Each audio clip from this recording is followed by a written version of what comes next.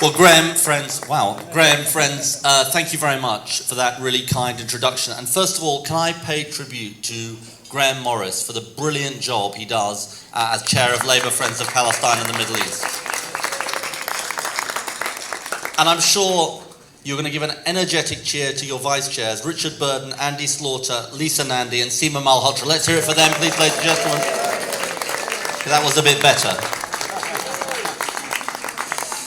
I also want to recognise the sponsors of this event, Unison, Unite and Thompson Solicitors. Let's hear it for them, please, ladies and gentlemen.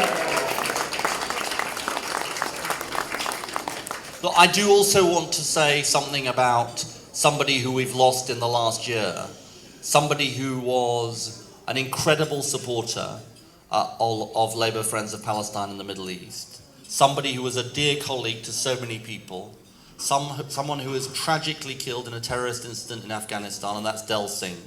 I know he's very, very sadly missed. Let's have a huge round of applause for Del Singh, please.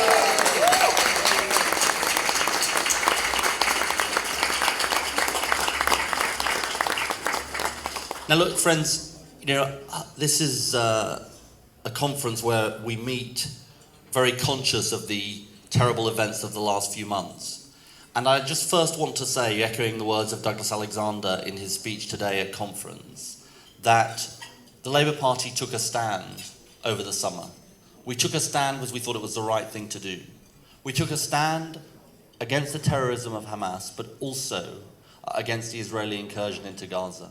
And why did we take that stand? Because we knew that it would perpetuate the cycle of violence, tragedy, and the loss of innocent life. And that is what happened. Over 2,000 deaths of Palestinian women, children, people from across the community. And I hope you recognize that this is the approach we will take to foreign policy issues going forward, which is speaking without fear or favor, as we think it is right. All with the ultimate aim, which all of us have, of a two-state solution, two peoples, Israel and a Palestinian state living side by side. So we are absolutely clear about the stand we took on Gaza, and I believe it was the right stand that we took on Gaza. Secondly, let me just say, on a happier note, I had the privilege to visit the West Bank earlier this year, and the privilege to stay in Ramallah overnight. I believe the first leader of a political party, certainly in the UK, to do it. And I've got to say that it was both an inspiring visit, but also a deeply troubling visit. It was an inspiring visit because of the fantastic people I met. I had an extraordinary dinner with 20 leading Palestinian women on that night when I was in Ramallah. Palestinian women from every walk of life, from civic society, from business, from governmental organizations, talking about the challenges their communities faced, talking about how we could build a better future for the Palestinian people. Now, it was inspiring because of the people I met, but it was also deeply troubling. It was deeply troubling because of what they said to me. It was deeply troubling because of our visit to a Bedouin camp where the Bedouins were, I'm afraid, being chased out by the settlers and being harassed by some of the settlers. But it was troubling, most of all, because of the huge threat that we all know there is to even the possibility of a two-state solution. That's why I said when I was there that the situation was so urgent, and that we needed to recognize that this was an emergency in terms of the pressure on the international community to get moving on putting the pressure on both sides to have that two-state solution that we need.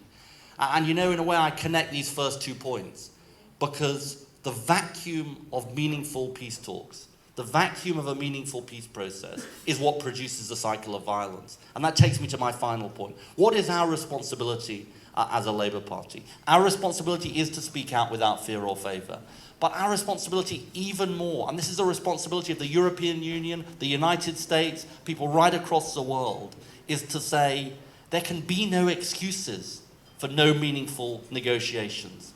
Both sides have got to get around the table and have those meaningful negotiations. We can't have either meaningless peace talks or no peace talks at all, because the situation is too grave and the situation is too urgent, not just because of the humanitarian crisis in Gaza and elsewhere today, but because of the fact that the time is running out for that two-state solution that we need. Now, I believe we can achieve a two-state solution. I believe it is a viable solution, but only if the world acts. Now, it so happens the United States and John Kerry has pushed both sides to have that two-state solution, but we need to be persuaders too. We, the British government, need to be persuaders too, and that's the point I want to end on.